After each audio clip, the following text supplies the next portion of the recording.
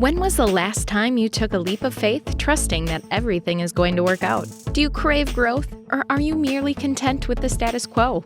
If you want more out of your life, out of your career, and out of your relationships, you are in the right place. Take the leap and discover how to create a life by design rather than living it by default. Real success starts with you. Now here's your host, Colleen Biggs. Well, hello, listeners, and welcome back to another episode of Take the Leap. I am your host, as always, Colleen Biggs. And we were just talking about my surprise guest and I were just talking about the weather and how crazy it's been lately. I just want to know, do all of you in the states that you live in or countries, a lot of you around the world, are you having some crazy weather? I'm in Arizona and it's like really cold, and then it's really warm, then it's really cold. And, approaching in April, my gosh, like by now we're usually getting really warm, but it's been really cold and rainy. Our lakes are all filled up. So have you had some crazy weather? If you have, I want to hear about it. info@colleenbiggs.net.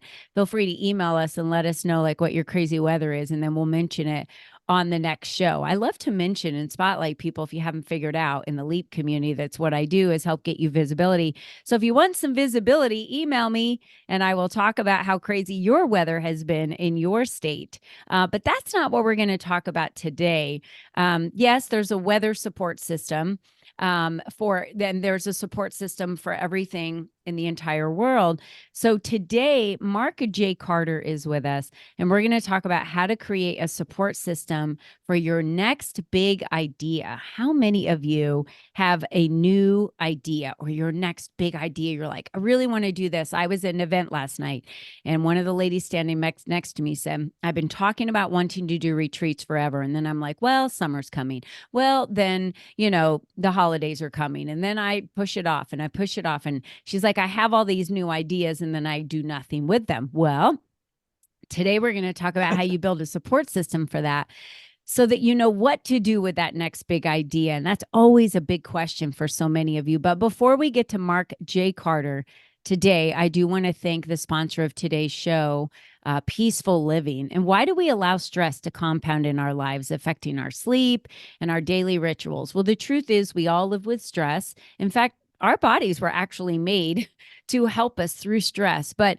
imagine if it would be like if you didn't suffer from stress. So if you're ready for better sleep, for feeling better, and for changing your overall relationship with tension, then Peaceful Living is here to help you bring more peaceful moments into your day. Peaceful Living offers simple tools, live streams, on-demand classes. My husband and I did one this morning, and a customized self-care success plan. Imagine if you had simple ways to slow down and restore your energy without taking big chunks of time away from your schedule. Well, I know they know it's possible, and they're here to help. And the founder, Roberta Hughes, will be your guide. So be sure to click on the link and begin your journey with a free membership. So if you use the code LEAP, you receive your first month for free. Thank you, Roberta and Peaceful Living, for offering that to our listeners today. Okay, it's time to get in to Mark J. Carter. And what do we do with that next big idea? Mark has always been curious about how successful people got where they are in life. He's been interviewing successful people for 25 years, posting interviews online for 12 of those years. And each interview is a how-to interview, which means as a viewer, reader, or listener, you get actionable advice about how to grow personally and professionally. Mark's other projects include events and marketing initiatives. He's collaborated with TED's founder, Richard Saul Wurman, to create a world-class conference and helped with branding for the world's largest chapter of Meeting Professionals International, which is MPI. He's launched book tours and events for New York Times bestselling authors, has helped them share their big ideas with the world. Mark still enjoys interviewing people and posts many of the interviews on his YouTube station, which we have available right here. And his Idea Climbing podcast, which I was a guest on. Thank you so much, Mark. Yes. And he also has the Idea Climbing internet radio show. Mark's interviews culminated in his recent book, Idea Climbing, Create a Support System for Your Next Big Idea. What we're talking about today on the show. Mark J. Carter, welcome to the show. Thank you for having me. I appreciate it. This is great because when I think of idea climbing, I actually get very excited about it because when I get a new idea, I just immediately go to planning. I go to spreadsheets, I go to numbers, I go to opportunity, what's possible, what it looked like. I visually see it. That I get excited over ideas, but I know, like how I open the show, other individuals, when they have an idea, they immediately go to like this soul sucking space where they're like, oh my gosh, I have an idea and it scares the hell out of me and I have no idea what to do. And that's why we're talking to you today, Mark. So I know that you've been interviewing successful people for years. We just talked about that. Is that where you've kind of cultivated all of this information over the years of working with these individuals and interviewing them? Tell us kind of how this has all come together and why. It definitely was from the interviews. I still remember dating myself in 1999, senior in college, read a self-help book and said, I realized I want to do something on my own someday. I don't know exactly what, but coaching, consulting, speaking, we'll figure it out. And thankfully, just in my DNA, I immediately sought out successful people and figured if I want to be successful someday, I got to hang around these people or at least talk to them at the time. If they give me 30 minutes for coffee, 20 minutes on the phone, it was pre-social media. And the interviews just continued over the years. And that's what led to the book. And talking with them, I realized, wow, almost everyone of every level of success without fail, even if they didn't publicize it, they had a support system around them from the beginning. If not from the beginning, very close to the beginning. And a lot of people, you just see their profiles and they have, the big title, the big name. And I realized this is not the lone wolf scenario that a lot of people hear about entrepreneurship and entrepreneurial endeavors. They had a support system that they built, and that's what I learned from them. Okay. So creating a support system, is there like steps to this? Is there like, definitely here's number one, because in my brain, last night when we had this conversation, it was like a sip and social for a local chamber group that I'm in with a bunch of women. And when she had said that, like, I have this idea and I want to do these retreats, but it's just like soul sucking to think about it. I said, the very first step I take is I get a spreadsheet. That's like my approach. I get a spreadsheet together. I start working out numbers, working out everything that I need to kind of get it out of my head and in some type of structure that I can understand so that I can see financially, is this feasible? What is my investment going to look like? How many people need to participate in this next big idea? How much time is it going to take me? I look at, I think I'm a very analytical detail person. That's why I go that direction.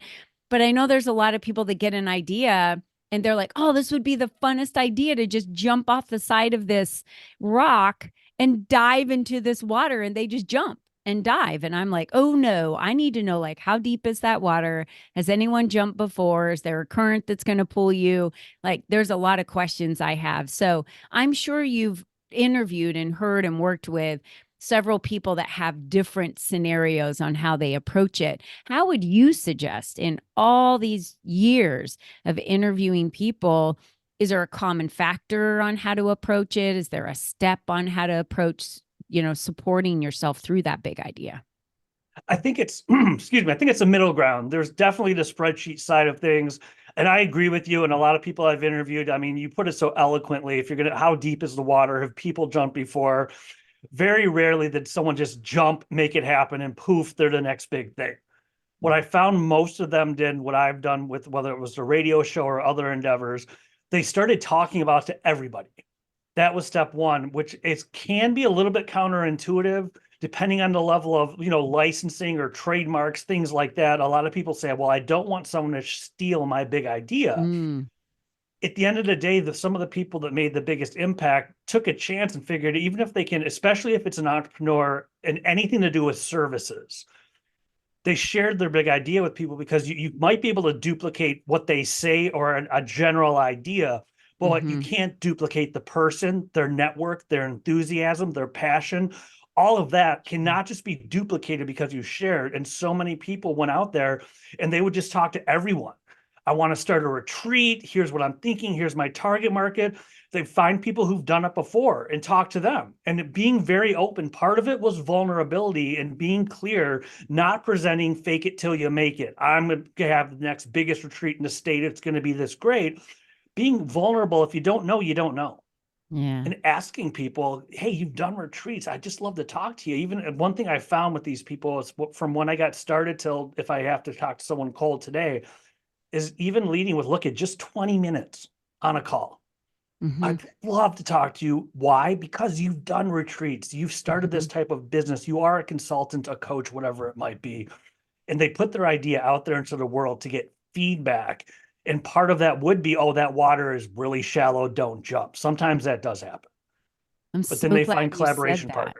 That is the number one thing. Get advice from someone that's done it already before. And I think that's so smart. You said two things right there that I feel like are the first two things we should do. One, if there's someone that you know that's already done successful retreats, if we're using that as an example, then go ahead and ask someone who's done it like, hey, how did you start? What did you do? What is the first step you took? What would you find, are the pros and cons of doing retreats? Is it like a sales lead for you? All these questions you want to know.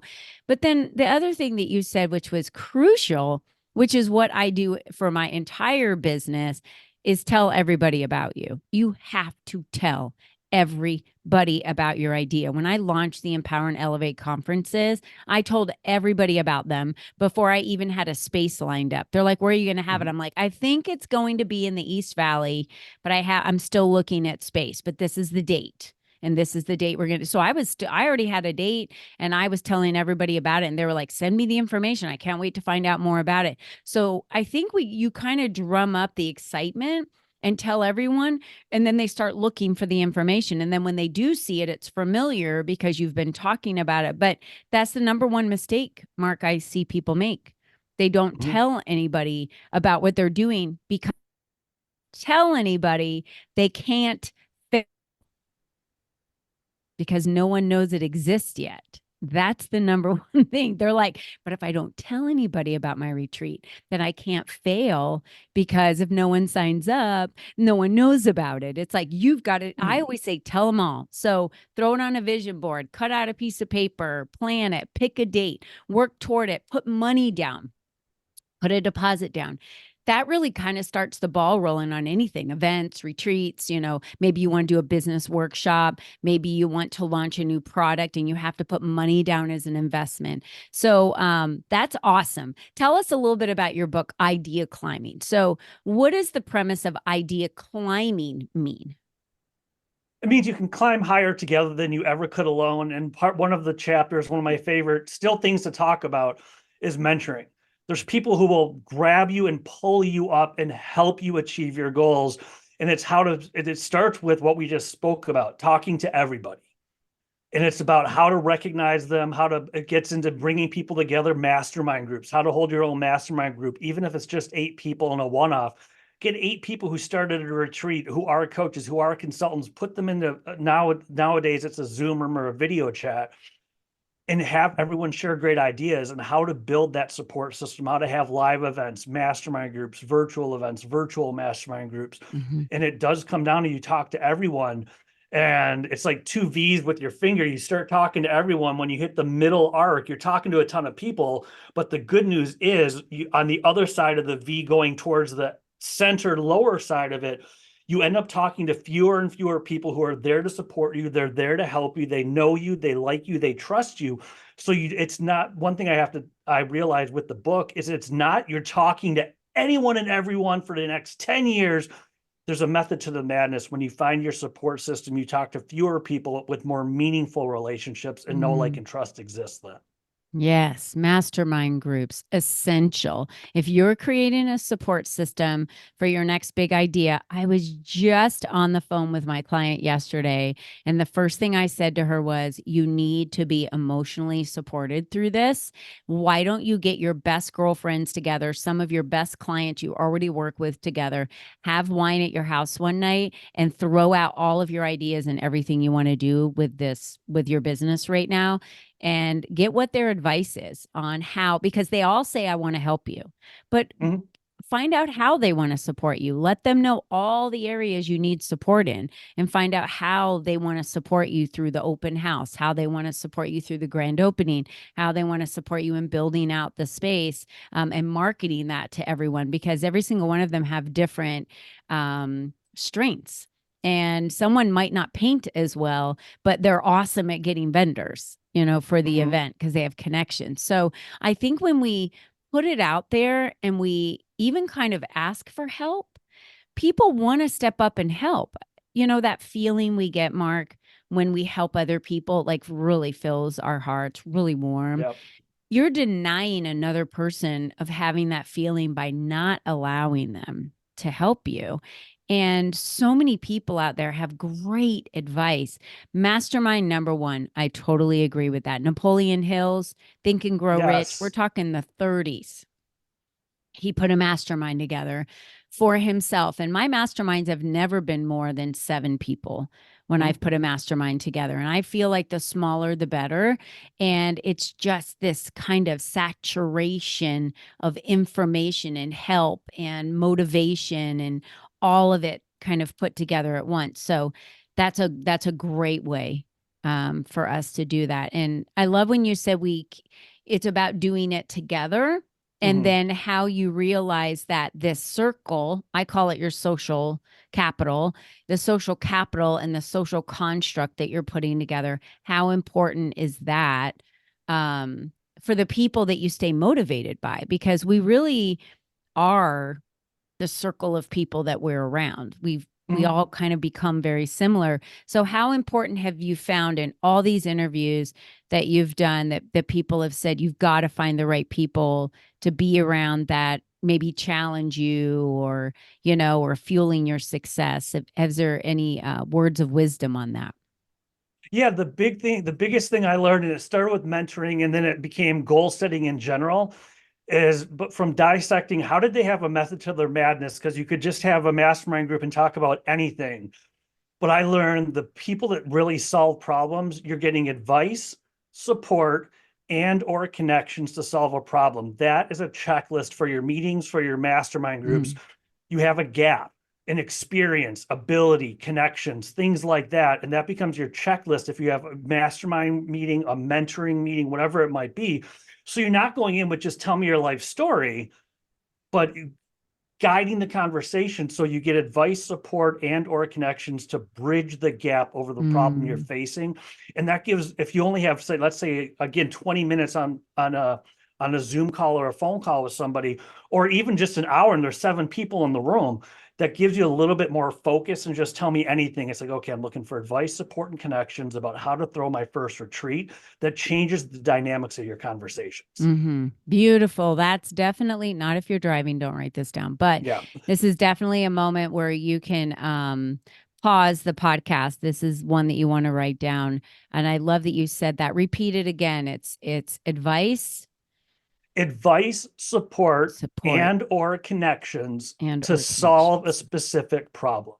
Right. So what is the advice? What is the support and the connections that I can get to solve that problem? I think that's great. And more entrepreneurs need to realize that when we are doing something big, we need the most support at that time. That's why we're talking about a support system here and creating that around your next big idea. I've seen so many individuals try to go and create new things without that support, and they have failed. And when they're supported, it's almost like they feel like there's a belief, like, because I'm supported, I can do this. When they're not supported, they don't really even have anyone to bounce anything off of. So those snipers in our mind just go crazy on, self-destruct on if it's going to be possible. So let's talk about the mental side of that idea climbing and having that support while you're launching that next big idea. Support can serve, I learned, sometimes it's a pat on the back, but more it is someone holding you up. They're validating your idea, maybe a little guidance. You might need to go a little bit to the left with this, or do this a little bit different with the retreat, or a coaching business, consulting, whatever it might be. But the support you'll find if you ask people for help, most of the people who've made it are willing to help you, especially if they already know you. There's Mm-hmm. so many people out there. If you use mentoring as an example, I cannot tell you how many times from people with, again, insert title or insert name here, said if more people would ask me, I'd help them, but no one's asking me. These Mm-hmm. people aren't broadcasting, "Oh, I want to mentor you," or "Oh, I want to be an advisor to the general public." But if you approach them with that why, you've built this before, you've done this before. I would love to talk to you about this. Those are the people, they had people support them when they started. They Mm-hmm. want to give it back. You just need to give them the opportunity to support you. And that's where sharing your ideas, not worrying about, will someone steal them? What if it doesn't work? It's a risk. But after the initial questions and the initial conversations happen, you have that support system, your game changes. Mm-hmm. Suddenly you're not as afraid. You're not just saying, well, I'm going to go with marketing plan X. You're talking to people who've done it. So it's Yeah. less chance of failure. And if something happens, you stumble, the only failure is giving up. And people that have made it and done big things have encountered failure and someone helped them through it. If you Mm-hmm. ask, they'll help you through it. Totally. One of the ladies came up to me after my last big Empower and Elevate conference, which we're having another one November 15th, by the way. The link is there. Y'all can sign up for it. She said to me, would you be willing to help me figure out who the best support for me would be? She said, I would love to just have a call to, you're very connected with a lot of women. I have a specific need of what I'm looking to do, and I don't really know who I should work with. And I said, absolutely, book a call with me. She had booked a call with me before 24 hours had even come up on the clock. And that to me is like, this person's taking the initiative. They're booking the call. And I said, let's just talk through it and I'll see who I think is a best fit for you. Mhm. We're not always the best fit for everyone. And we need to understand that. If you've got a colleague or someone, that is looking for help, it shouldn't always be like, oh, I can help you with that. Oh, I can do that. I've known people that way where they're like, hey, I'm looking for a speaking coach. They're like, I can help you with that. I'm like, you're not a speaking coach. What do you mean you can help them with that? So I feel like we also need to stay in our lanes as entrepreneurs, give advice and help people where you feel like you have the information. But if you don't, I think at that point you need to say, maybe I need to introduce you to so and so because I feel like they're an expert in this field Mhm. and they're really going to be able to help you a lot. And passing that on to another person that you feel like that connection piece. I think it was the advice and then the connection piece that you talked about. How can we best support someone? And sometimes it's connecting them with somebody else that isn't you. Do you find that in your interviews that you did in conversations that these individuals were saying that they weren't necessarily suited for everybody or to be the best mentor for everyone, that they also had other connections that they would utilize frequently as referrals? Absolutely. And you read my mind. It's like you just opened the book. Advice, and a key part I left out that you just touched on is experiential advice. Hmm. So you don't want to be too abrupt and say, well, have you done this before? And, if you're asking for help, they're being nice. What you do is you ask them, have you encountered this problem in your life before? What did you do to solve it? If they don't have experiential advice, which is not opinion, it's not, I read a bunch of books. It's, I've done it or I haven't done it. I've walked that solution or I haven't. Mm-hmm. That's where connections come in. And I found the best mentors, including the ones in my life, I appreciate them more because they actually said, that's not me, but I know this person who works Yeah. with female business owners who's got an entire community. Colleen's the one to talk to. I can't help you. If you're offering or Mm-hmm. asking for advice, ask and offer experiential advice, Mm. and don't try and say, here's my opinion, because that could really hurt someone's progress. Very important to identify the difference. And I love it more than anything when women reach out to me and say, I'm going to start a community. I was wondering if you would give me some advice. And I'm like, you bet. Schedule a call. Let's talk about it. And they're like, really? You're going to tell me like how to do it? Like, why wouldn't I?